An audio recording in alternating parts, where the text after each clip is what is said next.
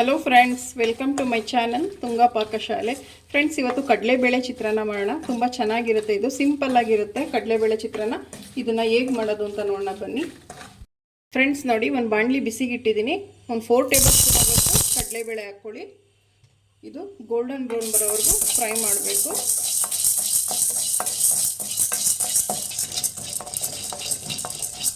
Friends ನೋಡಿ, ಇಷ್ಟ ಆದರೆ ಸಾಕು. ಸ್ಟವ್ ಆಫ್ ಮಾಡ್ಕೊಳ್ಳಿ. ಫ್ರೆಂಡ್ಸ್ ನೋಡಿ, ಒಂದು ಬಾಣಲಿ ಬಿಸಿಗಿಟ್ಟಿದ್ದೀನಿ.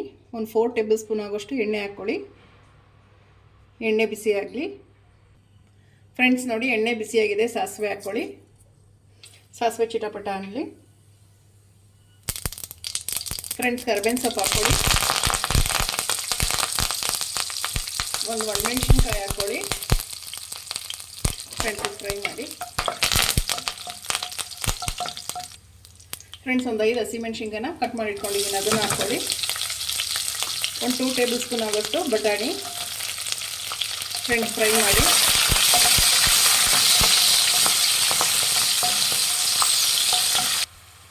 ಫ್ರೆಂಡ್ಸ್ ನೋಡಿ, ಒಂದು 1/4 ಟೀ ಸ್ಪೂನ್ ಆಗೋಷ್ಟು ಅರಿಶಿನ ಹಾಕ್ಕೊಳ್ಳಿ. ಫ್ರೆಂಡ್ಸ್, ನಾನು ಬಟಾಣಿ ಒಂದು ಸ್ವಲ್ಪ ಬೇಯಿಸ್ಬಿಟ್ಟು ಹಾಕ್ಕೊಂಡಿದ್ದೀನಿ. ಸೊ ಅದಕ್ಕೆ ಬೆಂದಿದೆ, ಸಾಕು. ಫ್ರೆಂಡ್ಸ್ ನೋಡಿ, ಒಂದು 3 ಟೇಬಲ್ ಸ್ಪೂನ್ ಆಗೋಷ್ಟು ಫ್ರೆಶ್ ತೆಂಗಿನಕಾಯಿ ಹಾಕ್ಕೊಳ್ಳಿ. ಮಿಕ್ಸ್ ಮಾಡಿ.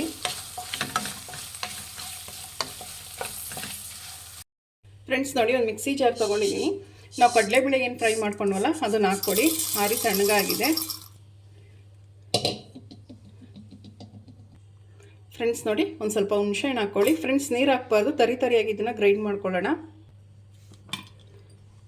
ಫ್ರೆಂಡ್ಸ್ ನೋಡಿ, ಈ ರೀತಿ ಗ್ರೈಂಡ್ ಮಾಡ್ಕೊಬೇಕು. ಫ್ರೆಂಡ್ಸ್ ನೋಡಿ, ಇವಾಗ ರುಚಿಗೆ ತಕ್ಕಷ್ಟು ಉಪ್ಪು ಹಾಕ್ಕೊಳ್ಳಿ. ಮಿಕ್ಸ್ ಮಾಡಿ. ಫ್ರೆಂಡ್ಸ್, ನಾವು ಕಡಲೆಬೇಳೆನೂ ಮತ್ತು ಹುಣಸೆಹಣ್ಣನ್ನ ಗ್ರೈಂಡ್ ಮಾಡ್ಕೊಂಡಿದ್ವಲ್ಲ ತರಿಯಾಗಿ, ಅದನ್ನು ಹಾಕ್ಕೊಳ್ಳಿ. ಫ್ರೆಂಡ್ಸ್, ಈ ಚಿತ್ರಾನ್ನಕ್ಕೆ ಹುಣಸೆಹಣ್ಣೆ ಹುಳಿ. ಮಿಕ್ಸ್ ಮಾಡಿ.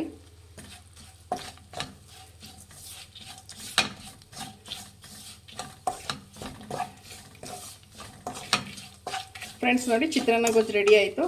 ಈಗ ಅನ್ನಕ್ಕೆ ಹಾಕಿ ಕಲಸೋಣ. ಸ್ಟವ್ ಆಫ್ ಮಾಡ್ಕೊಂಬಿಡಿ.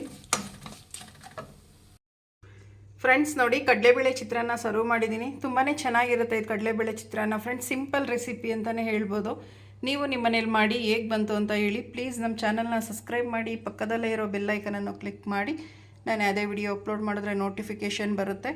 Thank you for watching. ಮುಂದಿನ ವಿಡಿಯೋದಲ್ಲಿ ಭೇಟಿಯಾಗೋಣ. ನಮಸ್ಕಾರ.